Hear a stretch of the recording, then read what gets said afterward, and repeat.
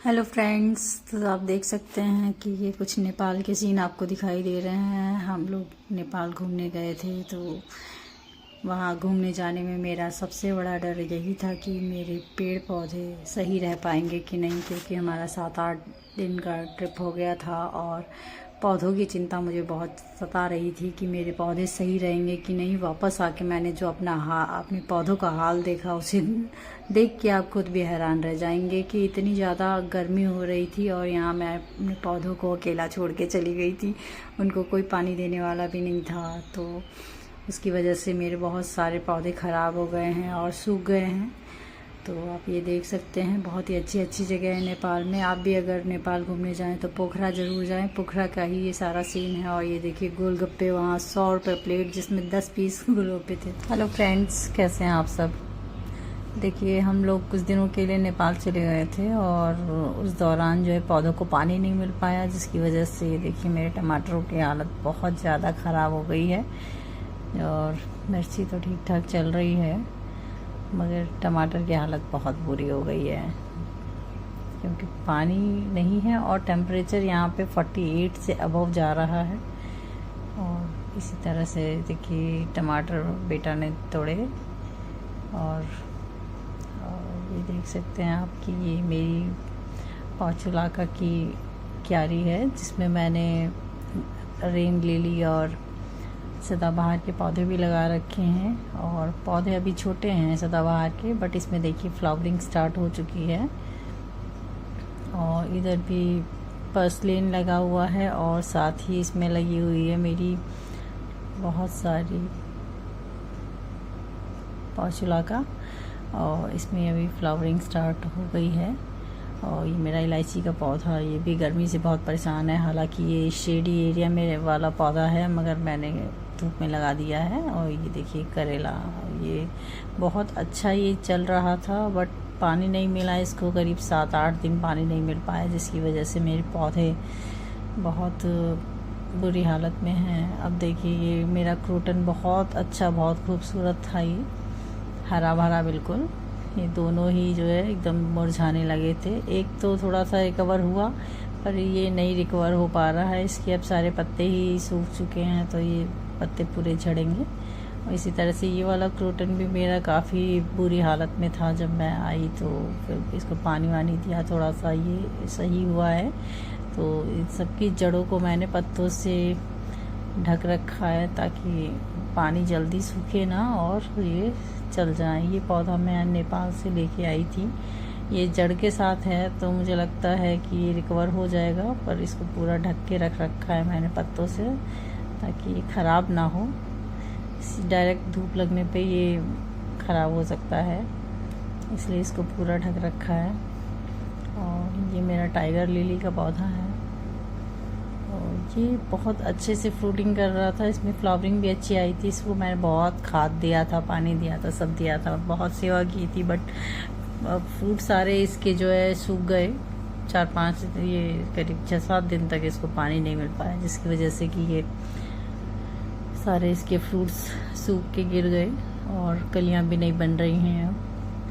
तो इस तरह से मुझे बहुत नुकसान हो गया है मेरे पेड़ पौधों का। और ये सहजन का पौधा है, इसको जो है पूरा काट दिया गया था। फ्रूटिंग के बाद इसको पूरा काट दिया जाता है, फिर अगले साल के लिए फिर नई ब्रांचेज आती हैं इस पे, फिर उसी पे ही फ्रूटिंग होती है, इसलिए इसको पूरा काट देना होता है। देखिए अच्छी ग्रोथ हो रही है इसमें नए नए पत्ते निकल रहे हैं।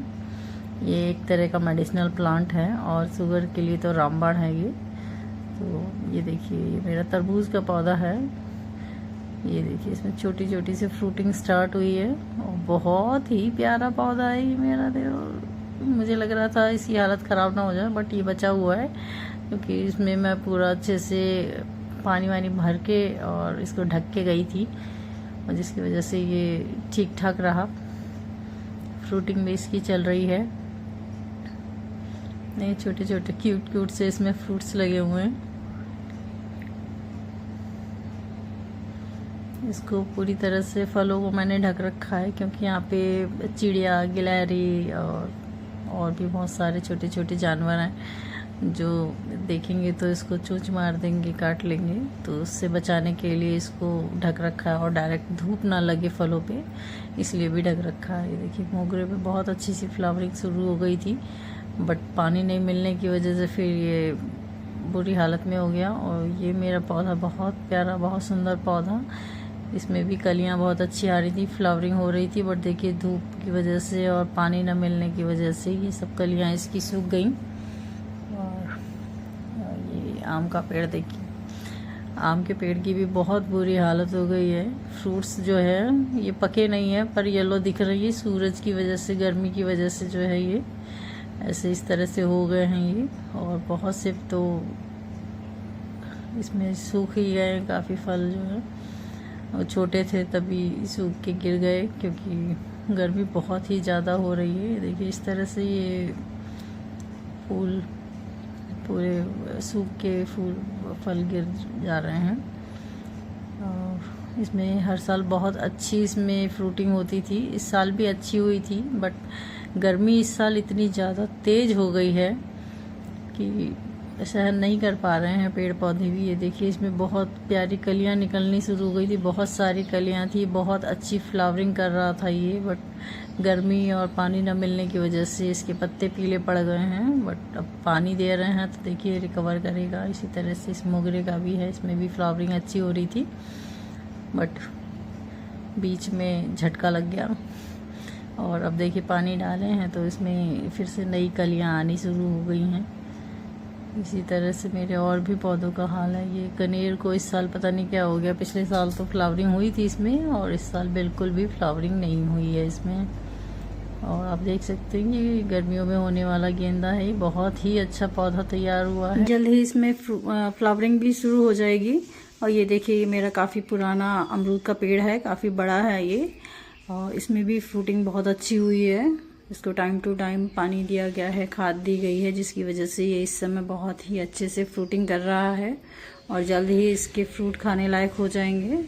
और ये छोटा पौधा है आम का, जो कि हर महीने में समझिए इसमें हमेशा जो है फल लगे रहते हैं, कभी बौर कभी फल इसमें लगे रहते हैं। और इस बार भी इसमें लगे थे, मगर गर्मी इतनी ज़्यादा थी कि जिसकी वजह से इसके जो फल थे वो टिक नहीं पाए हैं, सब झड़ गए हैं।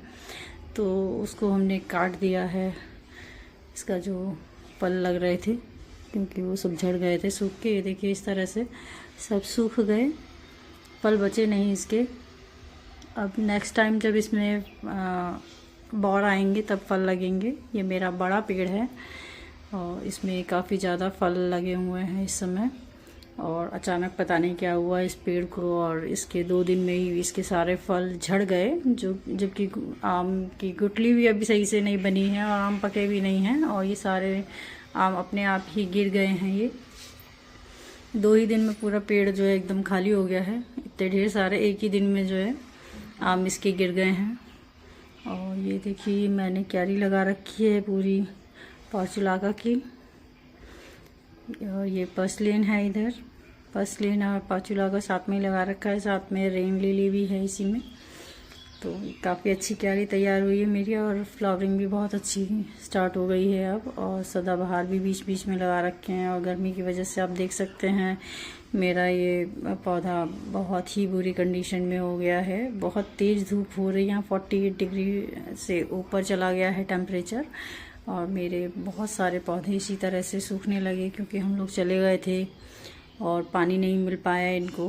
और ये देखिए ये मेरा बनियान ट्री है, जो कि मैं बोनसाई बनाने वाली थी इसका, ये इसकी भी हालत ख़राब है, पर अब पानी दे रहे हैं तो ये थोड़ा ठीक होगा। और ये देखिए गन्ने का पौधा जो है उसको तो बिल्कुल लग रहा है बिल्कुल सूख गया, सारी पत्तियां इसकी सूख चुकी हैं, और देख सकते हैं आप कितना बुरा हाल है इसका। गर्मी में कहीं जाना तो लगता है कि पौधों की क्या हालत होगी। मेरे को यही चिंता लग रही थी मेरे पौधों की क्या हालत होगी।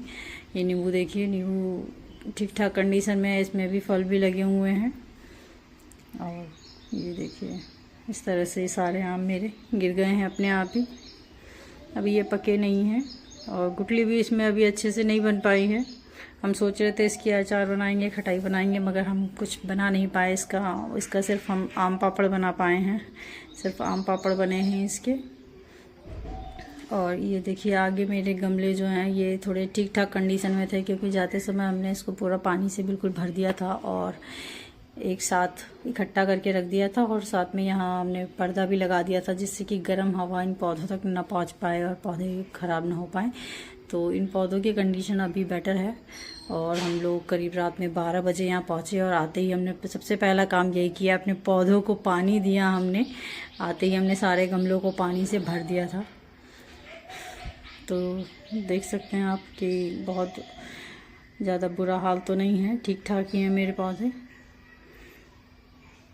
सबसे ज़्यादा बड़ी चिंता मुझे घूमने जाने में यही हो रही थी कि मेरे पौधों का क्या होगा। ये एक पौधा ऊपर लगा हुआ था गमले में, जो कि चींटियां जिसमें लग गई थी और ये पौधा ख़राब हो रहा था। तो इसको मैंने निकाल के धूप में रख दिया ताकि चींटियां भाग जाएं इसकी, और इसको फिर दोबारा से हम कहीं लगाएंगे। और ये पौधे तो वो हैं जो मैं कुछ नहीं कर पाई थी, मैं इन्हें भगवान भरोसे छोड़ के चली गई थी। मैंने कहा अब जो होगा सो होगा। इनको सबको इकट्ठा करना तो बहुत मुश्किल था कि कहीं एक जगह रखते, पर फिर भी ये ग्रुप में थे तो ठीक ठाक ही रहे, ख़राब नहीं हुए हैं। देखिए इनकी हालत अभी ठीक है। और ये एक पौधा मेरे यहाँ उगा हुआ है, मुझे नहीं समझ में आता ये किस चीज़ का पौधा है। और मेरा इसे काटने का मन नहीं करता, क्योंकि मुझे ऐसा लगता है जैसे ये मैं मनाली गई थी तो वहाँ से मैं एक डाल लेके आई थी, मुझे लग रहा है उसी का, उसमें फूल भी थे, तो हो सकता है किसी तरह से उसी का उगा हो ये। पर फ्लावरिंग अभी तक इसमें नहीं हुई है। तो अगर आपको पता है कि ये किस चीज़ का पौधा है तो प्लीज़ बता दीजिएगा मुझे कमेंट करके कि किस चीज़ का पौधा है ये। जो मुझे डाउट है कि ये वो फ्लावरिंग वाला प्लांट है जिसमें गुच्छे में बहुत सारे पिंक कलर के और पर्पल कलर के फूल आते हैं, ये वही है या कुछ और है। तो अगर आपको जानकारी है तो आप प्लीज़ बता दीजिएगा पत्तियां देख के, अगर ये वही है तो। वरना फिर मैं इसे काटूंगी, क्योंकि ये बहुत झाड़ी की तरह ये फैल रहा है यहाँ। और ये देखिए ये आम का पेड़ बहुत ही अच्छा पेड़ है ये, इसको अभी मुश्किल से 2 साल हुए होंगे इसको। और इसमें फ्रूटिंग बहुत अच्छी होनी शुरू हुई थी, स्टार्ट में बहुत अच्छी फ्रूटिंग हो रही थी, बट सारे फल इसके जो है झड़ गए गर्मी की वजह से। और केला देखिए मेरा पानी नहीं मिलने की वजह से बहुत बुरी तरह से सूख रहा है ये। अब इसमें हमने पानी डाला है आके, अब देखिए ये रिकवर होगा धीरे धीरे से। देखिए आम इस तरह से सब गिरते चले जा रहे हैं। ये देखिए अभी आम पके नहीं हैं, ये बिल्कुल कच्चे आम है, अभी ढंग से गुठली भी नहीं हुई है और ये पूरा झड़ गया है। हो सकता है मौसम की वजह से या गर्मी की वजह से कुछ तो कारण होगा। ये देखिए ये खाद में गोबर के जो उपले होते हैं उनको भिगा के इस तरह से खाद में पौधों में डालती हूँ, जो कि गर्मियों के लिए बहुत अच्छी खाद होती है, ठंडी खाद होती है, पौधों की ग्रोथ अच्छी होती है, पौधे मरते नहीं हैं इससे, है ना। फ्रूटिंग फ्लावरिंग सब बहुत अच्छे से होती है। तो इसीलिए मैं केमिकल तो यूज़ ही नहीं करती हूँ, ये ऑर्गेनिक खाद ही यूज़ करती हूँ अपने सभी फ्लावरिंग और फ्रूटिंग और वेजिटेबल वाले पौधों में। तो और इधर आप देख सकते हैं कि क्रोटन की हालत बहुत ख़राब है। और ये जो मैंने यहाँ पे पत्तियाँ रख रखी हैं सब मेरी कंपोस्ट की जगह है, इसमें ही एक गड्ढा है, इसके अंदर मैं सब अपनी किचन वेस्ट डाल देती हूँ। और ये लौकी वगैरह बहुत अच्छी चल रही थी, जो कि पानी न मिलने की वजह से इसकी ग्रोथ रुक गई, पर अभी भी कलियाँ आ रही हैं, फ्लावरिंग इसमें होगी। तो इस तरह से देख सकते हैं कि जाने से मुझे कितना नुकसान हुआ है। कलियाँ तो आ रही हैं, इसमें सब फल बनेंगे इसके। देखिए कितना रिकवर हो पाता है। टमाटर मेरे सारे ख़राब हो गए थे, सूख गए थे, उसमें मिलीबग भी लग रहे थे, तो मैंने अपने टमाटर तो सब हटा दिए। लौकी के पौधे ही हैं और इसमें घास भी बहुत हो गई है, तो इनकी घास की भी सफाई करनी होगी। देखिए मिट्टी गीली है तो मैं इस तरह से इसको निकाल देती हूँ घास, तो ये साफ़ हो जाती है। देखिए मिट्टी एकदम गीली नहीं है, मतलब कल शाम को पानी दिया है तो आज सुबह जो है सॉफ्ट मिट्टी थी, तो मैंने इसको घास को इस तरह से निकाला, तो ये जड़ के साथ पूरी निकल आती है और क्यारी साफ़ हो जाती है। ये भी ज़रूरी होता है, क्योंकि आप जो भी खाद डालेंगे, ये जो भी आप पोषण अपने पौधे को देना चाह रहे हैं, वो सब ये घास ले लेती है और घास बड़ी हो जाती है। तो इसलिए ये सब काम भी बहुत ज़रूरी होता है अपने पौधों के लिए। पौधों की अच्छी ग्रोथ चाहते हैं तो ये सब घास आपको निकालनी ही पड़ेगी, वरना पौधों को पोषण नहीं मिल पाएगा। तो इस तरह से हम टाइम टू टाइम जो घास होती है पेड़ पौधों के आसपास क्यारी में जो भी घास होती है उसको हम निकाल देते हैं।